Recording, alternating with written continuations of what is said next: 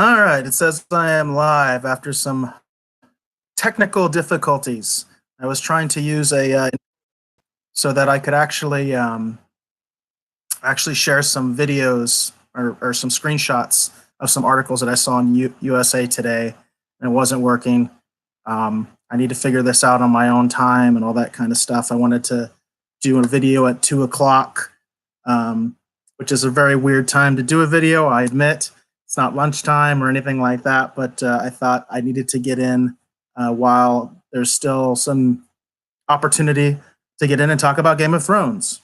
So there's nobody on the chat right now, which unfortunately is typical.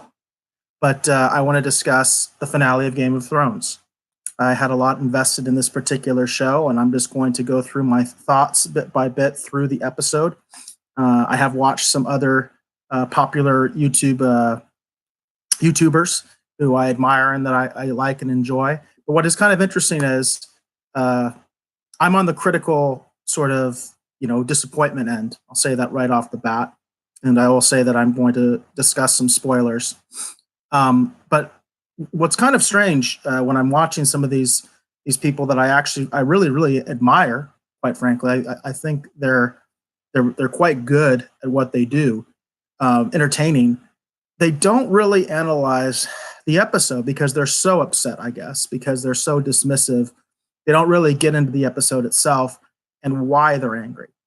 One of the big pitfalls of social media in general, I think, is that when people are discussing things, they'll say, "Oh, I hated that. Oh, that was terrible. Oh, I couldn't stand that. Oh, I'm so angry." And those are descriptors, obviously, of your feelings or your thoughts, but they are not your actual thoughts. It's important to say why you're angry, why you're disappointed, or why you thought it was awesome. It's important to articulate. And I'm not seeing a lot of articulation. I'm seeing a lot of, I guess, griping. And maybe I'm going a little too far with that. But it's also kind of funny. I saw a couple people on my Twitter feed who I actually know personally who were very happy about the episode. They were delighted. They thought it was awesome. And I wanted to really get into them, and be like, what are you talking about? It was awful. It was terrible. But I realized, for one thing, if somebody likes something, there's no reason to just not let them keep liking it unless they really want to debate with you. Although I did comment on one of these people because he has his own little media channel, and he's fair game. If you have a critic who's out there and or someone who's supposed to be a critic, and he's just giving it a rubber stamp and saying it's great without any explanation, without any commentary, that's fair game. Somebody like me who's publicly going out there, yes, I'm fair game. If I'm saying, "Oh, it was a great episode," blah blah blah, I'm publicly boasting, blah blah blah. I think it's fair game for anybody to come at me and say, "I'm not sure about that." So let's get into the episode and my thoughts in general. So I haven't commented on the previous episode. The last video I made was about episode 3 of season 8. So I haven't really commented on what happened what happened in between leading up to the finale. So I'm going to touch on some of that as I begin because that's an easy kind of segue. So at the beginning of the finale, we basically have the walkthrough, right?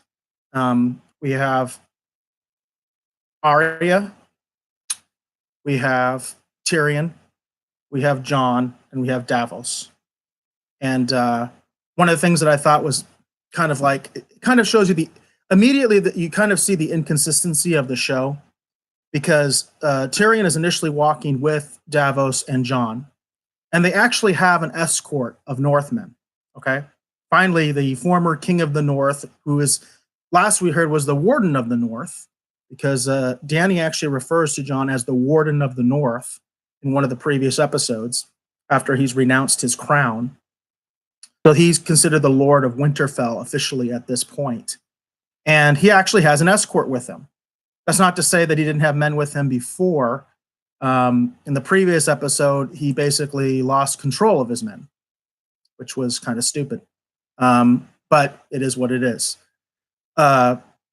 So now we see him with an actual escort, and he has Davos with him as well. And of course, Davos used to be his hand. Who knows what Davos is now? You know, he's not a maester, so I don't know. Obviously, lords can have people advising them and things like that. But Davos, was the former hand, if you will, of King John, but now it's Lord John, I guess, although nobody ever refers to him as Lord. But Dany did call him Warden of the North in a previous episode. So getting back to the inconsistency, so you have them actually have an escort finally, and they say to Tyrion, because Tyrion wants to walk off by himself for reasons never fully explained, which is a phrase that I enjoy. That's a great cop-out for any show. For reasons never explained. Tyrion wants to just walk off by himself again, the same way he was walking off by himself during the battle, which wasn't really a battle. The previous episode wasn't a battle. It was a massacre. I know one of the channels that I actually like was saying it was a 7-minute battle. No, it wasn't. There was no battle. Nothing that the forces of King's Landing did mattered worth a hoot. The Black Fleet couldn't hit anything after they hit a moving dragon with, I think, three bolts, like nothing, and chased Dany away. But this time they couldn't hit anything. And then you have the fixed scorpions all over King's Landing, and they couldn't hit anything. And I want to talk about, just briefly, because some people say how wonderful it is cinematically and beautiful and blah, blah, blah. And I just want to go against that, because if you watch the scene, there's actually a scene where you can see, well, first of all, when you see Dany come up and blow up the gate, we don't actually see her come in. We just see the gate blow up, and then we realize she was flying in from the other side and blew up the gate and basically kills all of the Golden Company, which is like incredibly anticlimactic. So she kills the entire Golden Company, and she's coming from the back. If you notice, right before that shot, there was an establishing shot that showed the walls and showed all the scorpions, and they were pointed outward. Okay. These guys have one job. Okay. The scorpions are not going to be used against the Dothraki or against the Unsullied or against the Northerners or the Knights of the Vale. It's not going to be used against any of them. These scorpions are strictly there to take down the dragon. So they're supposed to be looking 360 degrees, right? Fair? And all of the scorpions are clearly facing outward towards the army instead of like looking around for the dragon, who is already attacking them and has already hit one of the walls, because there's a establishing shot before this. Right after Dany destroys the fleet, she can be seen hitting one of the walls of King's Landing, and the scorpions are ineffective. They can't shoot. They just get burned alive. And yet all the scorpions are still facing towards the attacking army instead of actually facing and looking towards the dragon. Then there's a later shot right before Dany actually destroys the last of the scorpions, where we can clearly see like 3 or 4 scorpions that have not been hit. The gate has already been destroyed. The Golden Army has already been destroyed. And we can see she's starting to burn the city, and there's a few scorpions left, and they're still facing outward. They're still facing outward. That doesn't make any sense. Okay, I mean, that's lazy. That's lazy production value. One thing I'll say, I thought that this series was going bad in the 7th season, in terms of the writing, in terms of all the teleportation, all that kind of stuff. I thought it was going bad in season 7. But one thing that I gave it was the effects. In fact, I was joking with one of my friends about, obviously they let the writers go, hired a bunch of new writers that they showed a few teasers to, and they put all their money into the effects people, because the effects during season 7 were brilliant. They were great. The wagon train battle was awesome in terms of visual, strictly visual. Not that it necessarily made sense, but in a visual way, it was very, very interesting. So I give that season that. This season, I'm not giving any of that. Okay, just the examples I just told you. I mean, it's ridiculous that they couldn't keep track of the scorpions and at least show that the scorpions are doing something, that they're moving.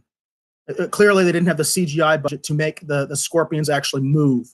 So they're being attacked from the back, and clearly the people that are manning them are not even looking. In different, I mean, it's ridiculous. It's absolutely ridiculous. And also remember that dragon is loud. The dragon is loud, and certainly people screaming as they're being burned to death is loud as well. But that's neither here nor there. That's kind of just backing up a little bit. So we have the situation, and it's kind of a parallel from the previous episode, where Tyrion wants to walk alone. It's ridiculous that he was walking alone in the battle. He is the hand of the queen. He would have some sort of personal escort. He should always have had some sort of bodyguard. I mean, that's just ridiculous. Tyrion, who is a dwarf, has no escort and is just walking around, whatever. But just to show the inconsistency of the writing, Jon actually asks him, "Hey, it's not safe. I should send some men with you." And he's basically like, no, I want to do this by myself. Again, for reasons never fully explained. He just decides that he's going to go off by himself because it's for dramatic effect, right?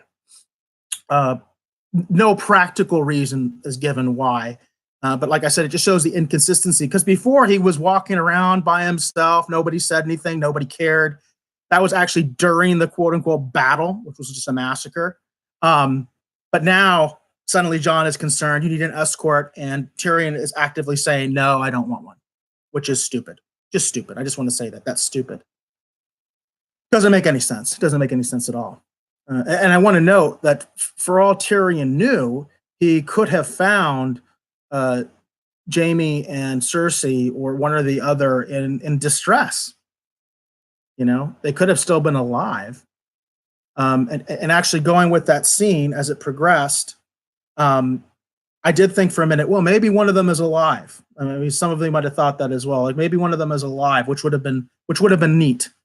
If it would have been really neat if Cersei was alive, because Tyrion, doesn't really like Cersei, but he is concerned for his possible nephew or niece. That would have been really interesting. And of course, they didn't do that. He just finds them dead. We get that little scene of him kind of trying to all by himself, go through the rubble. And another YouTuber mentioned it's just amazing that all the pile is just right there, because there's areas of the floor that are clearly open where there's no debris whatsoever. But of course, Jaime and Cersei just happen to be standing just where the wall collapsed, because it's not completely collapsed. You can see that there's areas that are clear, nor were they apparently able to run to one of those areas that was clear. At least one of them get to that area that was clear. It's just ridiculous. The entire thing is stupid. It is made for dramatic effect to get the audience to feel something. And all I really felt was disgust, because I was like, this is such a Hollywood contrived scene. Doesn't make any sense. Now, backing up a little bit, you also had the scene of the last of the Lannister soldiers being murdered.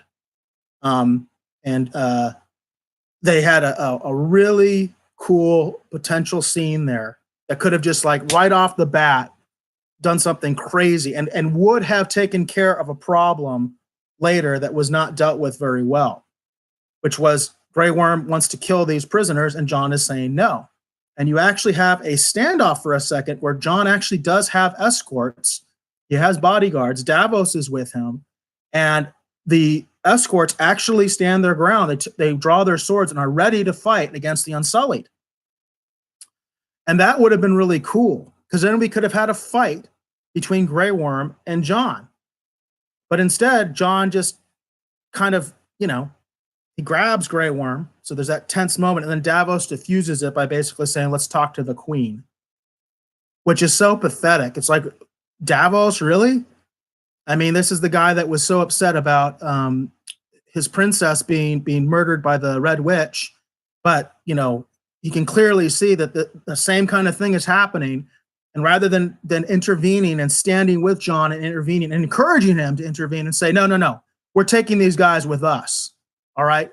And we'll go and talk to the queen about it, at the very least. But you could have you talk about defying expectations. That's the title of my video here, Subversion of Perversion. you talk about subverting expectations. Just imagine the impact of Jon immediately getting into a fight with Grey Worm and the Unsullied, and it starts to go to hell immediately. And it's over this issue of how to treat the prisoners. That's cool to me. Now, obviously, I guess to everybody else, they're like, oh, it's okay. Jon is a weakling anyway at this point. Totally ruined, he was my favorite character. They totally ruined him. And he doesn't do anything, basically. He says, I'm going to tell on you. And of course, Grey Worm just kills him anyway. He couldn't even get Grey Worm to say, all right, we'll wait. We'll talk to the queen. But there was a potential there for a really cool confrontation where Jon could have actually shown what he's got. Because I used to argue Jon is actually the best fighter. It's something everybody can argue. It's a fan argument. But I think Jon was the best fighter, but they made him so pathetic in season 7 and in season 8 that we don't see that anymore. A Grey Worm Jon fight would have been really cool. And it would have been a really neat conflict to have right at the beginning, is to show this issue of what to do with the Lannister prisoners. Great motivation for both sides. Unsullied want to kill them all. Jon with his Northmen and also the Knights of the Vale is saying no. And there's a tense exchange. There's a fight, like a civil war, almost right off the bat. That would have been cool, but they didn't do that. They didn't go there. Jon, once again, is ineffective. He lets all those men die and runs off to talk to the queen, right? So that leads us to the moment when Dany actually shows up. Everybody, in the fandom was all happy about the awesome shot where it looks like Dany has wings. Yeah, that's great. The CGI was great on that. Of course, considering how little actually happens action-wise in this episode, yeah, we did need some good dragon scenes to actually make the episode entertaining somewhat. And I will say that the pace was terrible of this episode, just too slow. So we get to the point where we have that great shot, and I will admit that is a great shot of Dany looking like she has dragon wings. And she's making her little speech to the Dothraki. And backing up on that, I'm one of those people, I'm like, where the heck did those Dothraki come from? That is ridiculous. We saw that very, very clear scene of the Dothraki being massacred by the undead. But now we have a whole horde of them again. It doesn't make any sense. People are saying, oh, well, she had more somewhere else. Well, all it takes is a word of dialogue to say that, oh, well, we left the Dothraki at such and such. We left half of our Dothraki here, blah, blah, blah. It doesn't make any sense. Makes no sense because they have the horde there, whatever. And the same with the Unsullied. The Unsullied should be pretty decimated by now. In fact, going back to the 2 episodes prior, when Dany was sitting there with her little bodyguard force, she didn't even have all the Unsullied. She just had like this small force of Unsullied and her dragon. And Cersei inexplicably decides, oh, I'm going to honor this treaty and not just kill her and the dragon who's sitting on the ground when she has all these scorpions pointed at him. And Dany is clearly at her most vulnerable. Why didn't Cersei just kill her there? Okay. So anyway, now they have all the Dothraki, all the Unsullied are back. Incidentally, in that scene, you don't see any of the Northerners or the Knights of the Vale, which is cheesy, because they should be having some sort of reaction. It's just as much their victory as anybody else's. They were there. In point of fact, all the Dothraki and the Unsullied did was kill prisoners and children and things like that. They didn't fight anybody. Nobody really fought. You're talking about a resistance that was completely ineffective. The Golden Company was destroyed before they even had a chance to do anything, and the remaining Lannister men had surrendered. They weren't even ready, and then they were attacked. So you have all these Dothraki and Unsullied. And Jon now is going to have his confrontation with the queen. Of course, the subverted expectation, right? Dany doesn't get to sit on the throne. She starts her little stupid story about what she thought of the throne when she was a child without ever actually seeing it, which just, I think it's supposed to show how gone she is, just how how she's just a complete idiot now. You know, talk about subverted expectations. Dany is just not only is she the Mad Queen in terms of, you know, being destructive and despotic. Now she's just stupid. She's just musing about her childhood, and John's going to be cool with this. He's not going to have any problems with this at all, even though she knows John well enough by this point to know that John's not going to be cool with this. He's going to be very upset, and he's not happy with the way things went down with the massacre and then also the aftermath. And she's basically saying, you know, mercy for another time. Her speech is just, it isn't kind of incoherent. So it does kind of, I guess, show that Dany has totally lost her mind. Her speech to her troops, she's totally lost her mind. I'm going to conquer the world, blah, blah, blah. Although it should be noted, Dany has an empire already of the cities that she took in Essos, right? That's what it's called, the other continent. She already has like an established empire back on the other continent. And she did leave one of her trusted lieutenants in charge of all that. So she has a home base still. She still has, they kind of ignore that there's like this whole other element of her empire, if you will, on the other continent. And that they don't explain anything like that. Like, hey, you could have said that they left a bunch of Dothraki there and she called for them and they brought a bunch of the Dothraki, you know, across the narrow sea or whatever. But whatever. None of that is ever established in dialogue. It's pure speculation. Again, just a few words of dialogue could have helped that. But I do want to mention the Unsullied at this point should be pretty decimated. The Unsullied have been fighting since the beginning, before she even had the Dothraki, and there's far less Unsullied than there are Dothraki. And she's been using them since the very first time, you know, she had a battle, since she acquired the Unsullied. So by this time, they should be whittled down pretty good, okay? But they're not. They're still like this big, viable force. So we have the confrontation in the throne room. By the way, I was one of those people that looked at the spoilers. Spoilers 100% correct. Jon kills Dany. They don't even show him really kill her. You can't see him put the knife in her or anything like that. I saw somebody else talking about how, like, of course they couldn't do that because, you know, in this climate, we just can't show, even though before we showed Catelyn Stark getting her neck cut out, we couldn't show Dany being, you know, horribly mangled or killed or anything like that. It's actually a very weird scene. She just quietly just kind of dies. There's no like, oh my God, or, you know, anything. It's just like the knife just sucks the life out of her. I saw another YouTuber comparing how Jaime Lannister was hit in the gut multiple times and all that, and yet he survived and ran around and all that kind of stuff. But, you know, one stab wound to Dany and life is gone. Again, it's an example of they're not even following their own rules of their world at all. It's like in one circumstance, hey, he's fine. He's running around. Another circumstance, dead immediately. She didn't even have like time to bleed out. She just died. And you don't even see where Jon actually stabbed her. Oh, okay, fine, whatever. So she dies. And then we have that tense moment with the dragon. I was really hoping that they were going to have the dragon try to kill Jon, and Jon doesn't burn. I thought that would have been really cool. But of course, they had to subvert your expectations, and they did exactly what I knew they were going to do because I saw the spoiler. He burns the throne for whatever reason.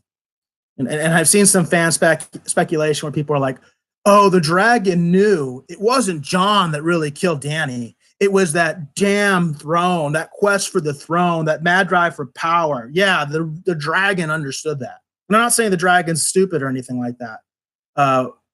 In the show, it's hard to really understand how much the dragons themselves, you know, their level of intelligence is debatable in the show. I know from what I've heard from the books, they are intelligent, very intelligent, you know, more intelligent than, say, a dog.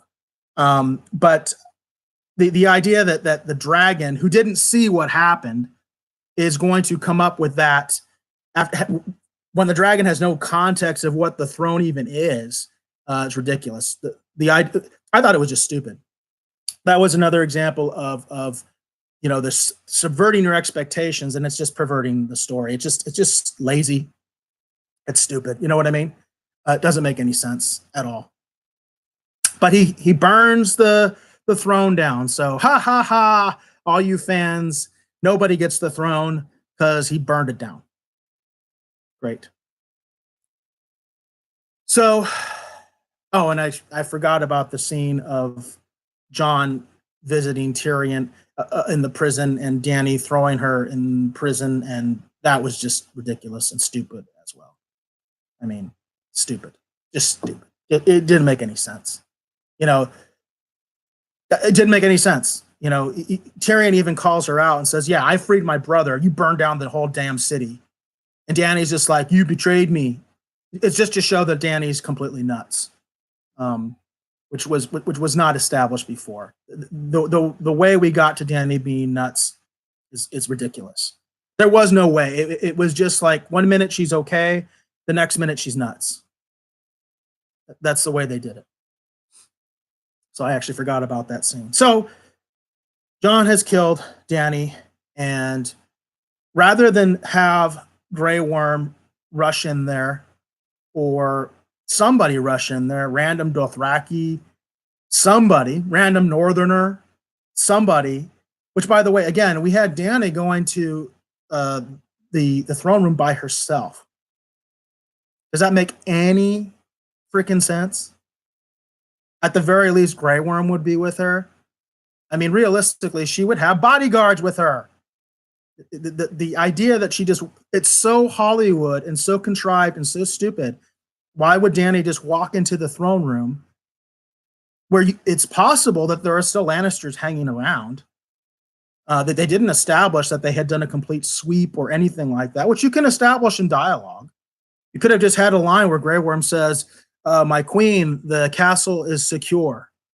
No, we don't know. You can assume, right? That seems to be the biggest defense of people that are defending Game of Thrones is, "Oh, well, we can assume that." No, we can't. You need to establish things.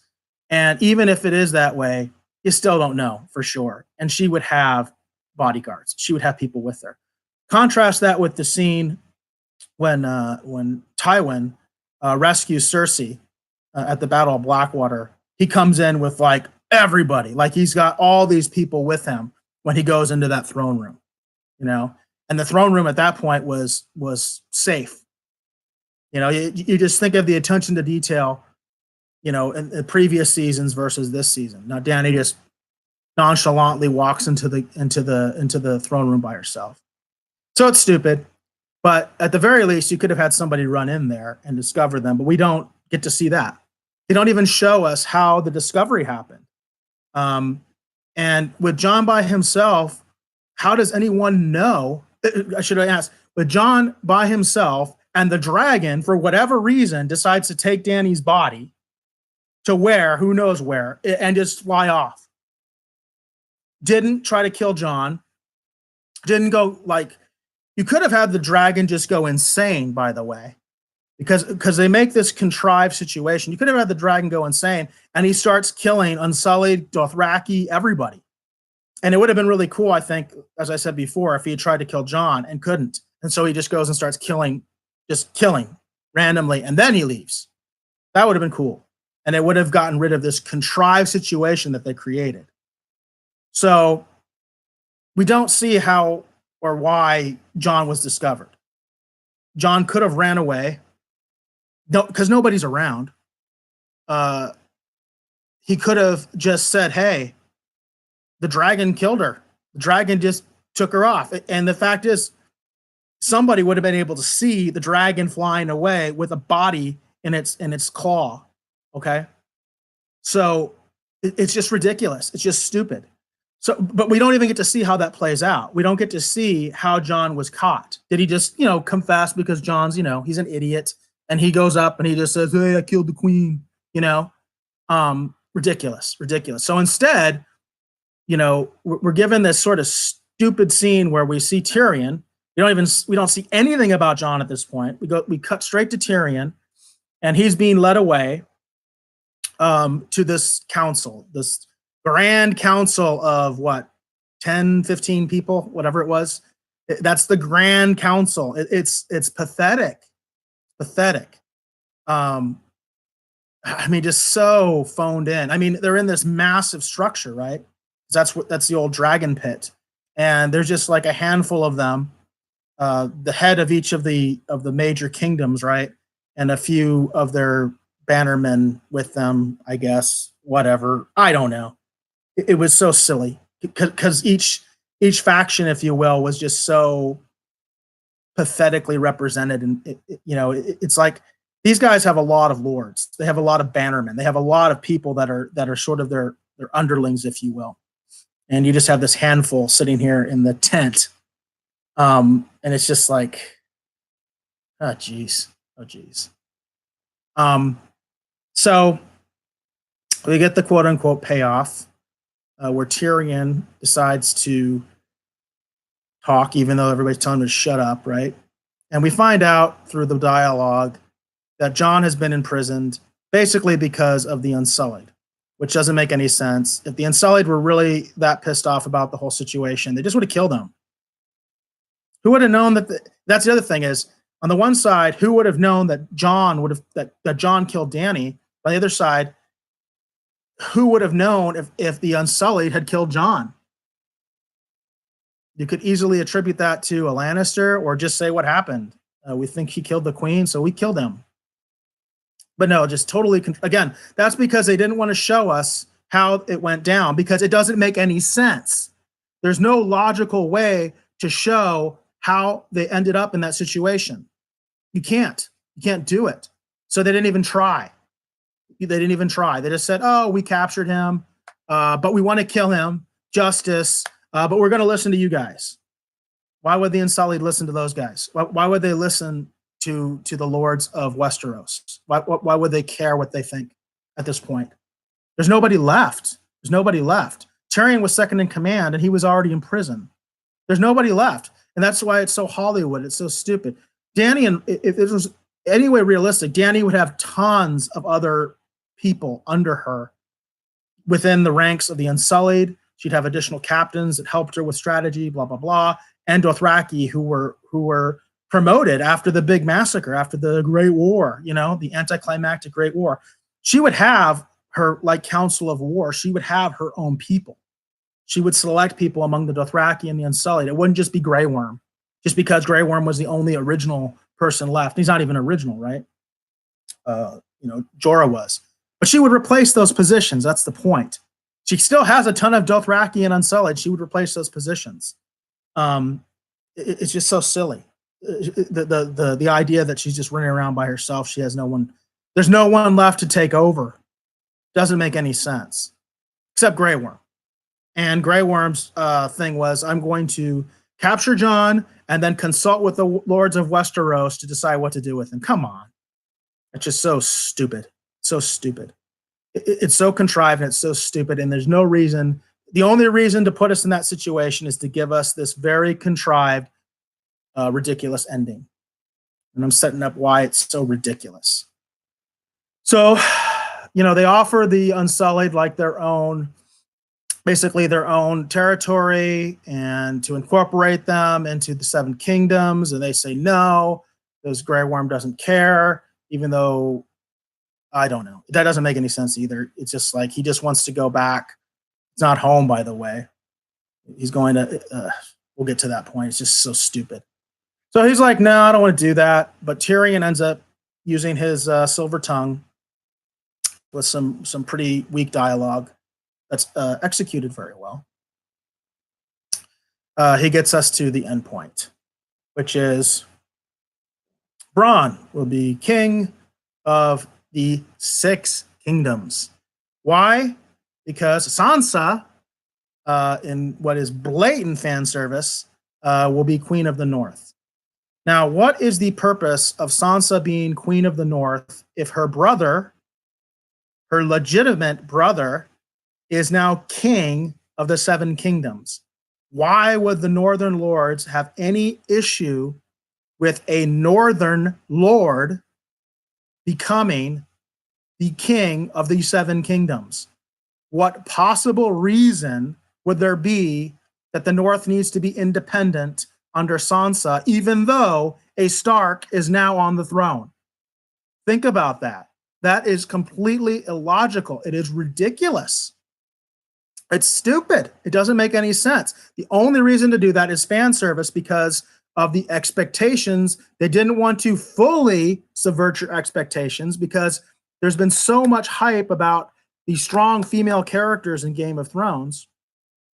And we couldn't just let them all die because we had the three, right? We had Cersei, Dany, and Sansa. These were the three big, strong female characters that had a legitimate shot at the throne. Arya wasn't really a throne contender, even though she is, because she is a noble woman. But she's like, oh, that ain't me. I'm not a lady. Blah blah blah. Right. So it's established, kind of like Jon, I guess, that she won't take the job.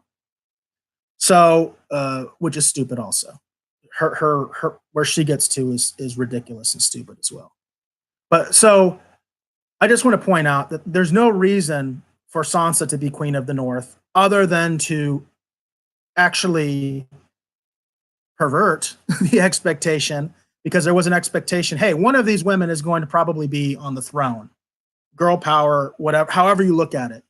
There was this sort of building expectation. There's articles all over the place, prominent politicians talking about, oh, I love Game of Thrones because of all the powerful women. And so there was a sort of expectation, one of them is going to wind up on the throne. One of them is going to wind up, you know? And so they basically, what they do is they do a half-hearted thing. It's half-hearted. It's not bittersweet. It's half-hearted. Instead of having Sansa claw her way and become the king of the queen of the seven kingdoms, no, we're going to have Bronn be the king of the six kingdoms, which that's completely ridiculous. If the North gets to be independent, you're going to have an immediate civil war. Everybody's going to break away. Iron Islands for sure. Dorne has already basically been independent this entire time. Why would they suddenly say okay? You know, it was so pathetic to have that guy that's clearly the Dornish prince, and he doesn't even talk. He has no say. He doesn't even bring that point up. Hey, if they're leaving, why not me? We've been independent this whole time. You guys forgot about us. The Lord of the Vale, which, by the way, I thought it was interesting. There's a lot of talk about how the actor has changed and all that kind of stuff. He definitely has changed. But he doesn't say anything. And we know he's a greedy little idiot, you know? And he doesn't say, you know, the Vale should be independent too. You know, that's how something like that would actually go down. If the North wants to be independent, everybody's going to be independent.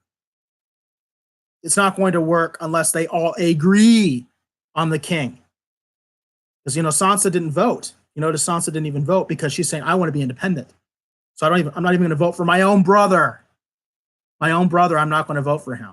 It doesn't make any logical sense at all, other than Sansa's petty, and all the Northern Lords are going to go with her pettiness, because that's really what it comes down to. It's pettiness. And it's ridiculous to think that the Northern Lords are going to support her claim when her legitimate male brother is now the king and they don't want him. Okay. Now, I understand people not wanting Bronn. I mean, Bronn has been completely useless in this entire show. He's been terrible ever since he grew up, ever since he went to the Wall. He's been completely worthless, useless, terrible. I feel so bad for Hodor. A lot of people said that. Poor Hodor. Hodor was awesome. His sacrifice was in vain. So this guy could become king of the six kingdoms, and his sister could be queen of the North. It just doesn't make any sense. It doesn't make any logical sense. There is no reason for Sansa to be queen if her brother is the king. And there's no reason for the lords to support her when their actual legitimate lord by law, which is Bronn, is the king. Doesn't make any sense. It's like all the rules of that world have just been thrown out the window. So that doesn't make any sense. So now we get to the full end game of everybody else, right? We get to see the small council, which was such a stupid scene. Bronn got his castle, yay, and he's the master of coin. How does that make any frickin' sense? and he's arguing about whether they should repair the docks or build the brothels. I mean, it's really stupid. I mean, it's like it's comedically bad, and I mean like it's like a bad comedy. It's really bad dialogue. We also had Brienne gets to be the head of the Kingsguard, I guess, which makes sense. I don't have a big problem with Brienne becoming the head of the Kingsguard, although she's supposed to be devoted to Sansa. Sansa's now a queen, so why wouldn't she be the head of her Queen's Guard? But whatever, she's going to be the head of the Kingsguard. Oh, she loves him still. That's disgusting. That is disgusting. You talk about female empowerment. You take this strong female who is physically imposing, a physically imposing female, so she can really sell it as far as being a knight and all that kind of stuff. I have nothing against Brienne as a character or the actor, but they just destroyed the character by having Jaime run off on her after she gave up her virginity to this idiot, this piece of garbage who ran off to be with his sister. I mean, it's disgusting. And then Brienne is writing glowingly of him in the book about how of his great deeds of the Kingslayer. It's pathetic. It's really pathetic. And the fact that fans fell for that, and I've seen so many people, oh, it's beautiful. It's disgusting. It's pathetic. Terrible message towards women. Terrible message towards women. That you would glorify a guy who basically, I don't even want to go into that anymore. I've said my piece. It's just stupid how that went down. And the fact, and her reaction, she wouldn't be like that. She would be very bitter and upset. Very, very upset at this, especially that he went to die with Cersei. That's pathetic. There's no way you can accept that in her situation. Podrick now is also a celibate knight, which some people made some jokes about that. Like, really? Podrick is now committed to this celibate knight lifestyle, And who else? Davos becomes the master of ships, which you talk about subversion, right? It's not subversion or perversion. That's just kind of, that's not kind of obvious. I actually have a better place for Davos as we get to the very end. But he becomes a master of ships, and then they talk about how 2 positions are open, and we'll find somebody, and we can't find the dragon, but Bronn's on it. All right, what is that? One of the things that I criticize the most about finales, one of the things that upsets me the most about finales is when they're not final. That's almost like another show, right? Tyrion's basically running the kingdom. Bronn's trying to find the dragon. You've got these 2 major positions. What was it? The Master of Law. Was it the Master of War, or was it no, it's the Spy Master. They have no Spy Master. They have no one to replace Varys. So they have no Spy Master. They have no intelligence, and they have no Master of Laws. So the council's incomplete, and they just leave it like that. Oh, Tyrion, you'll find somebody. It almost kind of like feels like a really contrived, pathetic attempt at a spinoff, right? A King's Landing spinoff. Because we still got to find these 2 other people, significant people, and Bronn's got to find the dragon.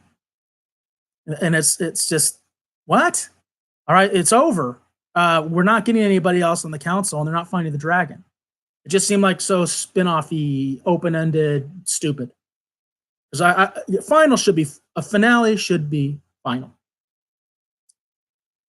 So, the council has, of course, decided to exile Jon to the Wall, even though the Wall now serves no purpose other than it just is there. So a lot of people have said, what is the point of having the Night's Watch anymore? I thought it was interesting that Sam shows up in his Night's Watch uniform to the council meeting, because obviously he represents his house now, which doesn't quite make sense. But because he can't do that. As a member of the Night's Watch, he couldn't do that. So if the Night's Watch still exists, Sam can't do that. He can't represent his house, but whatever. It is what it is, right? Nothing's making sense at this point. Nothing is following the rules of the world, of that world anymore. So you basically have, and him being a maester, by the way, is also silly. Like suddenly he's a maester. Yeah, even though he didn't complete his studies and he stole the books, there's no consequences to anything that he did earlier. He's actually got basically a woman and she's pregnant by him, um, but he can be a maester. So he broke his vows of the Night's Watch. Now they're letting him be a maester. That doesn't make any sense either. And he was the head of his house. You can't do all three of those things at the same time. But again, it's just a clear violation of the rules that they've set up. They don't care. Oh, we got to get him to that point. Plus, he had to give the book. I thought that was blatant fan service. It's like, no, Sam didn't write the book, but he did come up with the title. Because a lot of people thought a great ending, which I think would have been a great ending of Game of Thrones, is showing Sam at the very end as a maester, in his maester clothes, writing the book. That would have been cool. But of course, instead they just gave us some stupid fan service. I came up with the title and somebody else wrote it. Because he specifically says a different maester wrote it. But he's a maester now. All right. Doesn't make any sense. Doesn't follow the rules of that world that's been set up. So now we get to the long goodbyes of the Starks, which was just stupid. I mean, I'm sorry. I keep saying it's stupid, but I'm explaining why it's stupid. So we get to that, Jon is going back to the Wall, even though there's really no purpose for the Night's Watch anymore. There is no hostility with the wildlings. There were two purposes for the Night's Watch. The wildlings, who attack periodically from time to time, and the White Walkers. White Walkers have been destroyed. The wildlings are now decimated. There's very few of them left. And they're on the side of Westeros. They help them. There's peace between the men of the North and the wildlings, the true North. And so what is the purpose of the Night's Watch? And Tyrion actually says why. And he says there's always going to be a place for bastards, and that's just stupid. I mean, that doesn't make any sense. That's not the purpose of the Night's Watch. The Night's Watch is not supposed to be a place for the vermin of society. The Night's Watch used to be the best fighters in Westeros. At its peak, I think I remember in one of the sources I saw, they had like 10,000 men. They were the best of the best. Back when people understood what the purpose of the Night's Watch was. What happened was over time, people forgot the real reason for the Night's Watch, and they thought they were just there to keep the wildlings out and to deal with the wildlings and keep them away. And everybody forgot about the even if they believed in the Night King and they believed in those in the walkers and all of the undead, even if they believed it, they thought that was something from a long time past that was never going to come again. They thought it was something, because there's also that whole thing in the beginning of the show, magic seems to be gone, but of course has a resurgent because of the dragons. Magic is obviously connected to dragons, but whatever.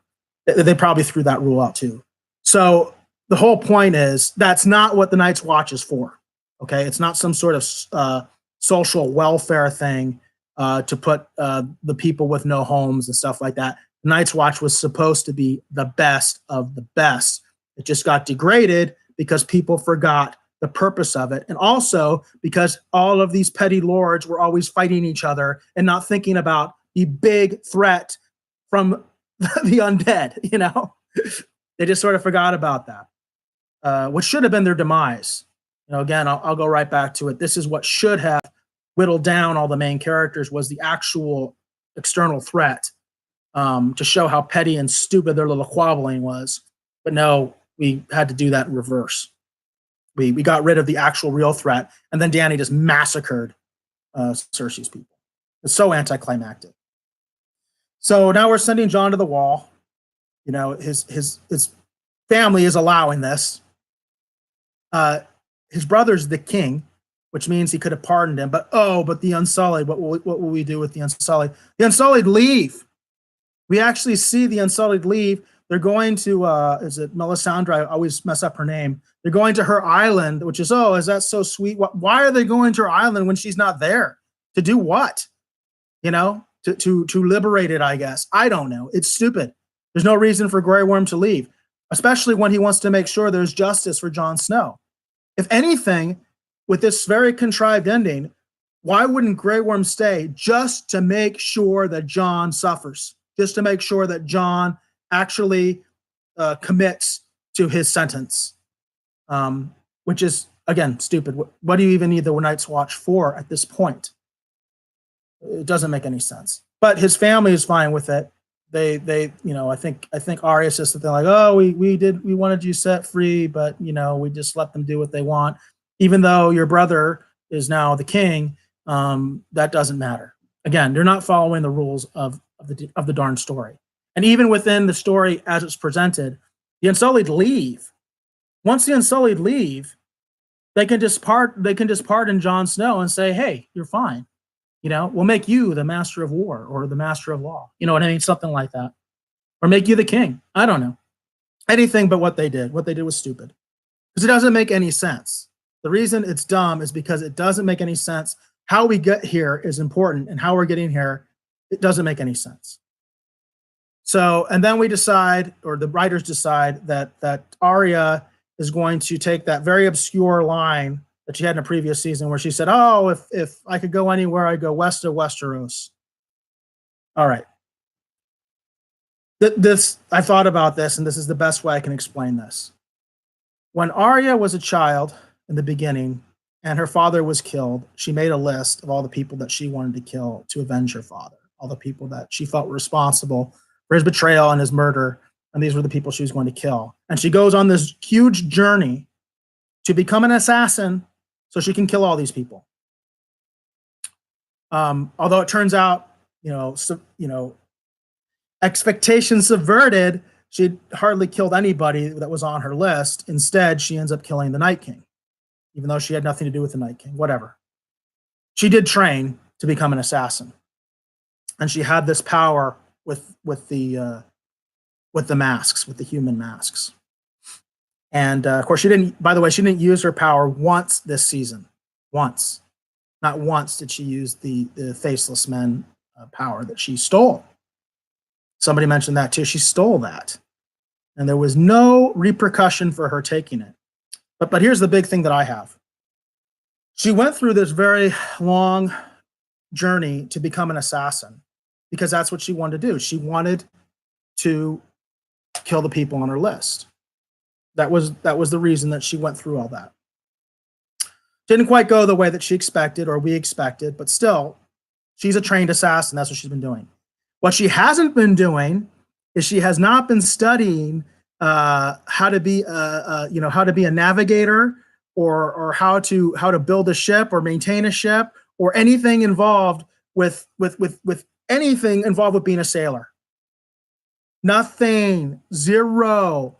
Sailor, explorer, however, that's a specific skill set. People are calling her she goes Christopher Columbus. Christopher Columbus was a navigator. Okay, that was his profession. That's what he did. All right. She has no training in any of this stuff. So she's just along for the ride, except we never find out who these people are. Who are these people willing to take her to the edge of the world? For what purpose? And of course, that seems like another contrived setup for a possible spinoff, just like what we saw with the Small Council. It's just stupid. It doesn't make any sense because there's nothing to tell us how she got there.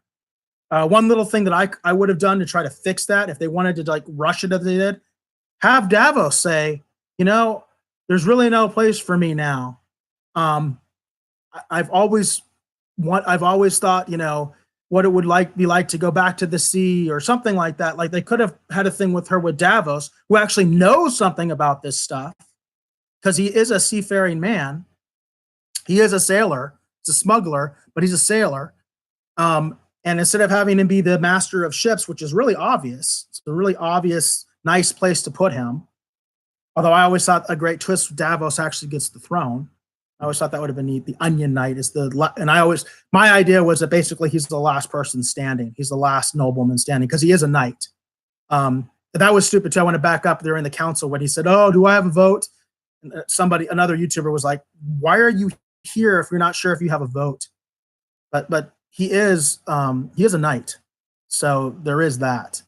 And Stannis surely gave him. In fact, I think in the book it's well established that he has his own castle and lands and all that stuff that Stannis has given him. But going back to that point, you could have made it work a little bit better If you had at least just had that, at least have some character we know something, he knows something about the sea, and have those two go off together, which they've never done anything with those two. That's kind of neat, in my opinion. It's like, and it explains how she's doing this. You know, the idea. It's funny. Arya's all grown up, and now she's still acting like a little kid. Oh, I've always wanted to go see what's west of Westeros. I don't know anything about ships, but you know, I've been on a few ships, so I'm going to explore the unknown reaches of the world. Okay, it doesn't make any sense. Again, it's not necessarily the ending. A lot of people are saying this. It's how we got there, and the fact that there's no explanation of why or how we're getting there. There's been no indication that Arya knows anything about being a seaman, about being a sailor. None. But she's going to go off and become an explorer. So that leads us to Jon. I've already addressed Sansa and how ridiculous that is. But now we go to Jon. He goes back to the wall. And I have to say that the Night's Watch were always one of my favorite things, if not my favorite thing, like organization, house, if you will, even though they're not considered a house technically, but faction, I guess. I always love the Night's Watch. Love the idea of the Night's Watch. I love the idea of the bastard on the wall. All these petty lords squabbling, killing each other.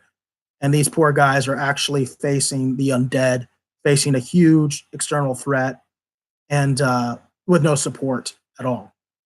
And there's all sorts of analogies you can make to modern society and also previous societies that have fallen. Rome comes to mind. You know, the poor legionnaires stuck at the garrisons of the frontier while the emperors were all killing each other. And that's literally what happened in Roman history, and they got overrun by the barbarians because they were too busy. The emperors were too busy killing each other, vying for emperor. So I always liked the Night's Watch.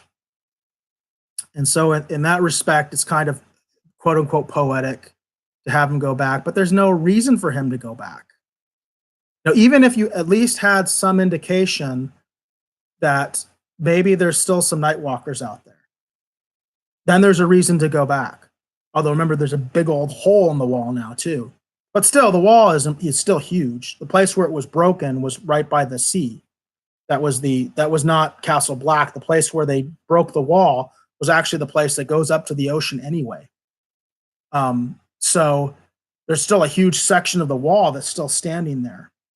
And it would have made sense if you had some indication that there could be trouble lurking on the other side, which also, I mean, that you talk about sequels and putting little sprinklings of sequels. I already told you there's 2 sprinkling of sequels already there. With the issue with the small council not appointing people, where's the dragon, and then also with Arya going off on her adventure by herself, even though she has to have a crew. Where the heck did this crew come from? You know, that Arya has all of a sudden that are willing to go to the edge of the world. Again, it would have made a little sense at least if Davos had been like, "Hey, I don't have any place here. Let's go." You know, that would have made some sense. But no, she's going off, and so now I will say. Because Jon used to be my favorite, it was nice to see him walking off with the wildlings, the free folk, north of the wall, the true north, which is free, and the fact that these people do venerate him, that makes sense. He saved the wildlings, he died for it. It's important to remember the reason in the TV show, the reason that Jon died was because he saved the wildlings. If he hadn't saved the wildlings, they wouldn't have killed him. Which, by the way, I think is contrived. It's different. My understanding is that's different than the book. In the book, my understanding is the reason that the Night's Watch kills Jon is because Jon has decided he's going to go after the Boltons, and the Night's Watch is like, hey. As a Lord Commander, we don't get involved in politics, period. I don't care that that's your family, blah, blah, blah. No. Plus, their numbers are so small. They're like, no. We can't afford a fight with the Boltons. We can't take Winterfell back. That's my understanding of why he's killed in the book. That's the rationale. In the show, they make it about the wildlings, which a lot of people said that's kind of stupid because at this point, they should realize that their impression that the only reason they're there is to fight the wildlings is wrong. I mean, but by this point, they know about the undead. So the idea that they want to kill Jon just because he saved the wildlings, that was kind of a fracture in the previous seasons. But nevertheless, it is somewhat poetic that Jon is getting to go with the free folk north of what's left of the wall. And that's kind of, I guess, a nice bittersweet ending for Jon, even though the way we got there doesn't make any sense. Doesn't make any sense at all. And quite frankly, Jon isn't deserving of that. I mean, he was so passive. He gave up King of the North, bent the knee to Dany. He didn't do anything about the massacre of the civilians at King's Landing. And then when they had the POWs, he didn't do anything about that. So what he did do was he killed Dany. Okay. And that's it. That's the end. And just have to say, very anticlimactic. And I also want to say the tone and the pacing were off. It was boring. And that's it. I guess that's the end of my rant. So with that, I will say, I don't know what to say. I don't even know what the catchphrase is anymore. You know, what was the Night's Watch catchphrase? You know, I am the shield. I can't remember. I used to love that stuff. I used to love that stuff. I have a shirt. I have a Night's Watch shirt. I have a Night's Watch cape. I did a video where I had the Night's Watch cape. I love that stuff. And I just feel like, ugh. And that's the other thing. Afterwards, after watching that, I just felt like I don't feel anything. I just feel disappointed. I feel frustrated. And I can't believe anybody still likes this garbage. So that's my assessment of the Games of Thrones finale. And that's it.